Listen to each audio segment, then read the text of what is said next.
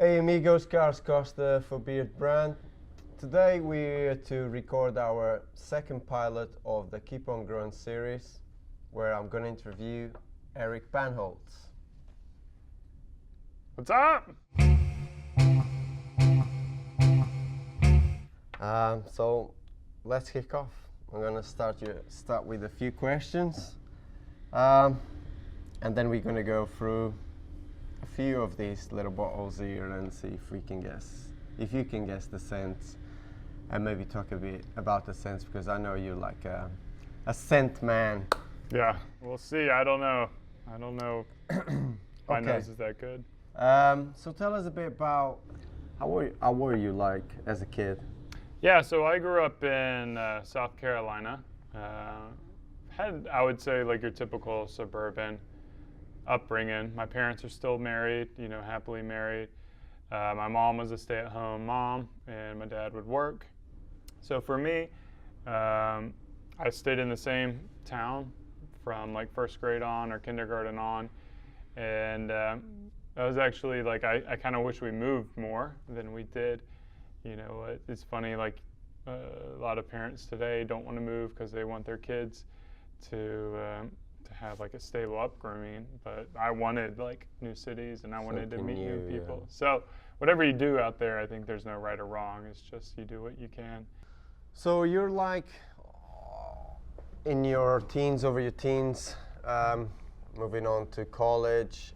I kind of know a little bit about that, but not everyone else does. Yeah. So how was your college life?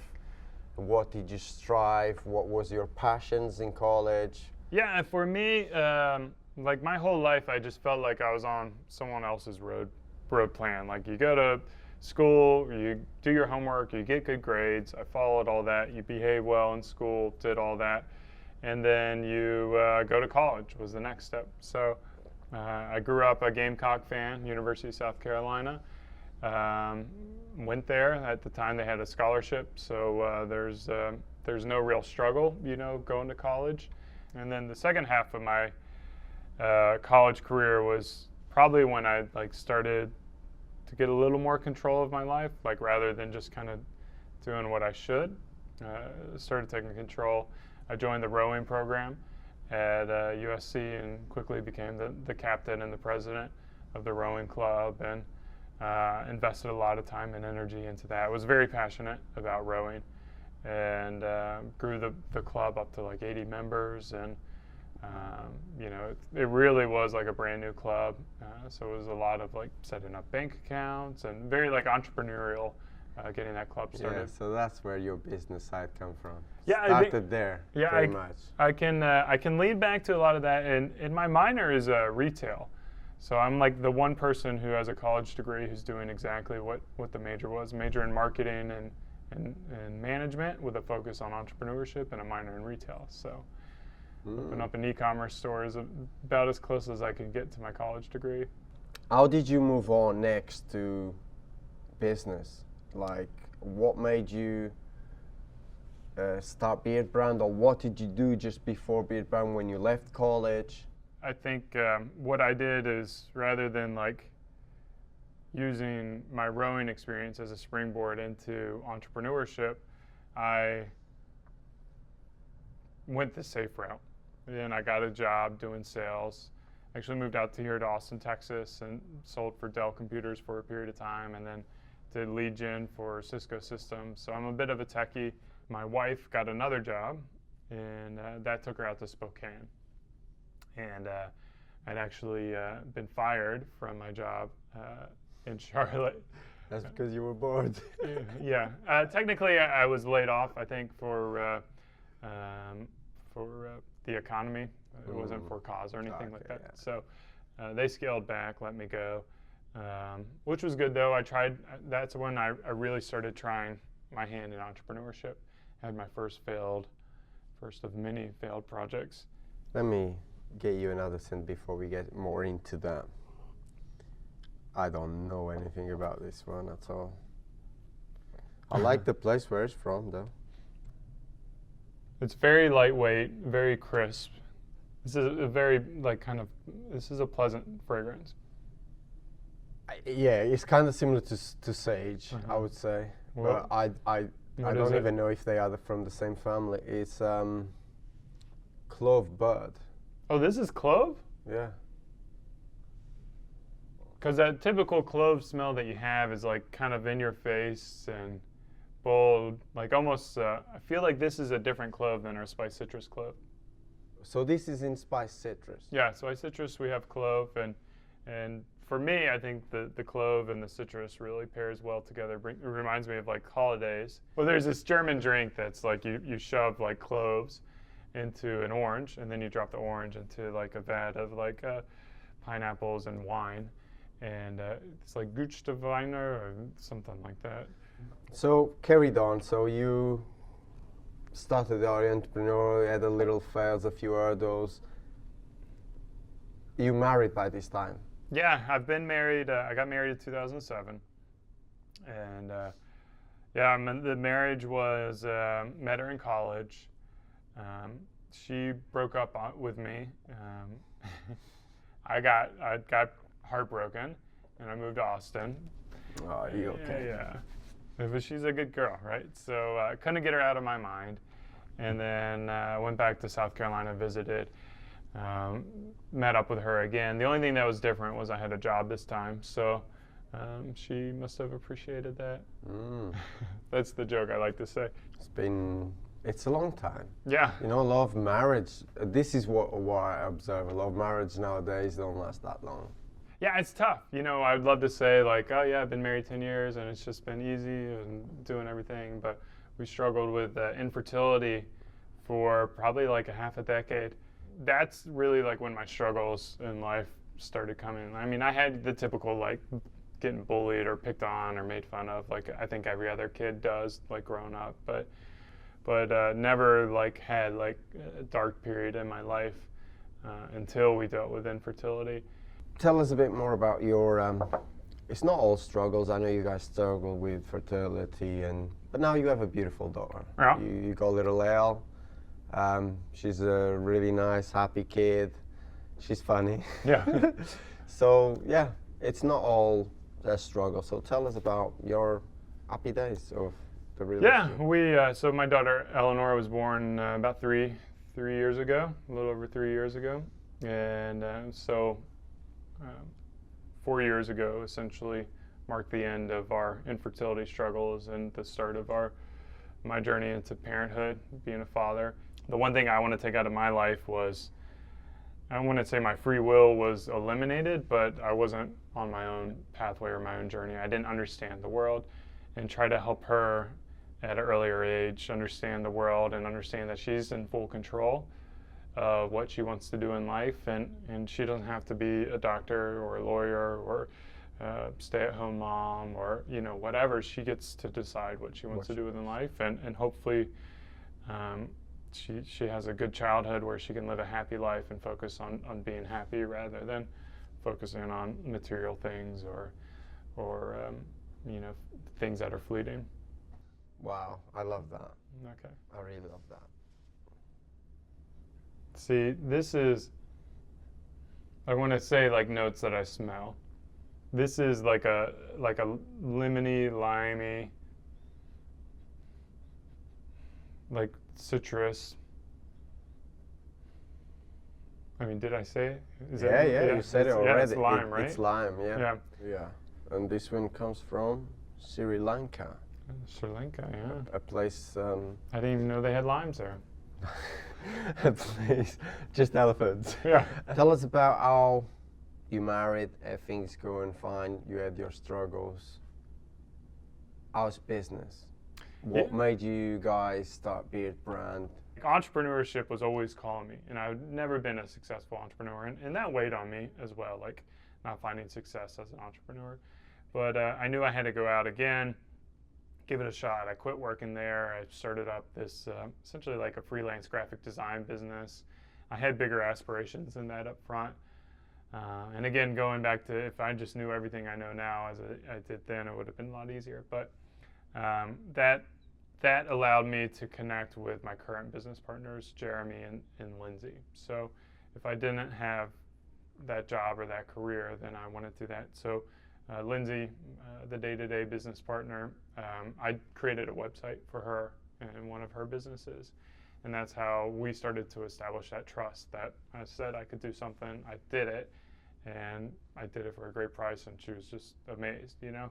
And then with Jeremy, being able to connect with him and build that rapport through various networking events. And at that time, I started like Spokane Beard and Mustache, started like Startup Spokane. I had like all these projects.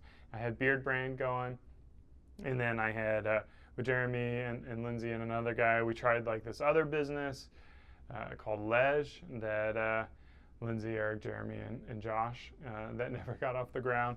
And then like I had gotten contacted by a New York reporter or a reporter from the New York Times, and that was when I was like, hey guys, Ledge isn't taking off.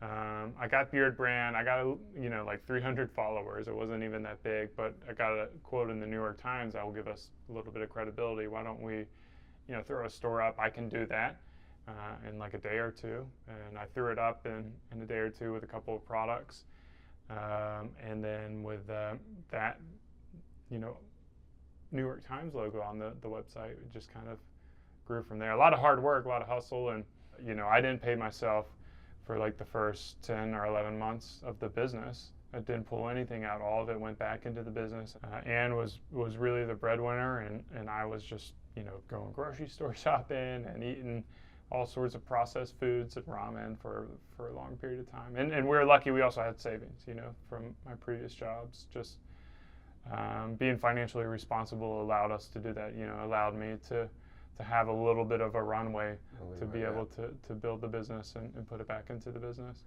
When did he took off? Yeah. And you have a great team now, but there was a period it was just you, Lindsay, Aaron, and Jenny pretty much, right?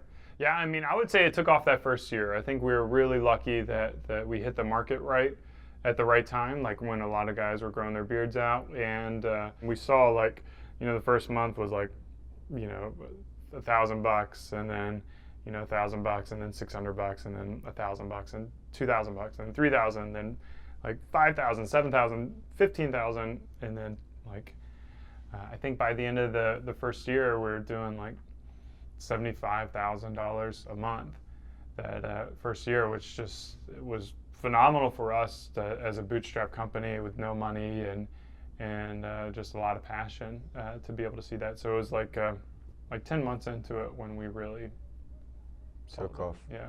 You mentioned a lot of passion, and that's what I love about Beardbrand is you also had the change the way society views beardsmen. Yeah.